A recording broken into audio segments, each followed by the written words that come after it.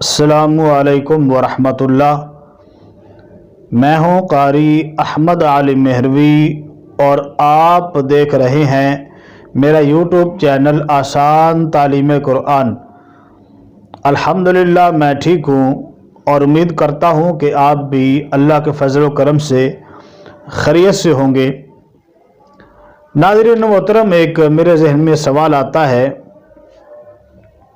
کہ اللہ تبارک و تعالیٰ نے جسم کے اکثر اعضاء دو بنائے ہیں۔ جیسے آنکھیں ہیں تو آپ کے سامنے دو ہیں، اور کان ہے تو وہ بھی دو ہیں، ناک ہے تو اس کے سوراخ دو ہیں، اسی طرح دانت ہیں تو اوپر والے دانت، نیچے والے دانت، ہاتھ ہے تو وہ دو ہیں، پاؤں ہے تو وہ دو ہیں۔ لیکن اللہ تبارک و تعالیٰ نے دل ایک بنایا ہے۔ اس کی کیا وجہ ہے؟ اگر اللہ تبارک و تعالیٰ دو دل بنا دیتا تو ٹھیک نہیں تھا؟ ایک ادھر ہوتا ایک ادھر ہوتا، انسان زیادہ طاقتور ہوتا۔ تو اللہ تبارک و تعالیٰ نے دل ایک کیوں بنایا ہے، باقی اکثر اعضاء دو بنائے ہیں؟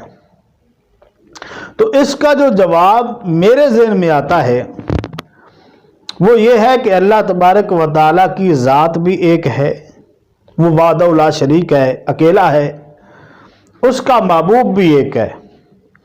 اس لیے اللہ نے دل بھی ایک بنایا ہے کہ اس ایک دل میں میری اور میرے محبوب کی محبت ہو۔ اگر دو دل ہوتے تو ایک دل میں اللہ کی محبت ہوتی، دوسرے میں اس کے محبوب کی محبت ہوتی، تو یہ محبتیں علیحدہ علیحدہ ہو جاتی۔ تو اللہ تبارک و تعالیٰ نے ایک دل اس لیے بنایا ہے کہ میری اور میرے محبوب کی محبت جدا جدا نہ ہو بلکہ اکٹھی رہے، کیونکہ اللہ اس کے رسول سے جدا نہیں ہے اور اس کا رسول اللہ کریم سے جدا نہیں ہے۔ تو یہ دونوں محبتیں ایک ہی جگہ پہ رہیں، تو اس لیے اللہ تبارک و تعالیٰ نے دل ایک بنایا ہے۔ تو آپ کو میرا جواب کیسا لگا ہے آپ مجھے لازمی بتائیے گا، اور اچھا لگے تو لائک کر دینا ہے۔ چینل پر نئے ہیں تو چینل کو سبسکرائب کر دینا ہے۔ نئی ویڈیو کے ساتھ پھر حاضر ہوں گے، تب تک کے لیے اپنا خیال رکھیں۔ قاری احمد علی مہروی کو اجازت دیں۔ السلام علیکم ورحمۃ اللہ وبرکاتہ۔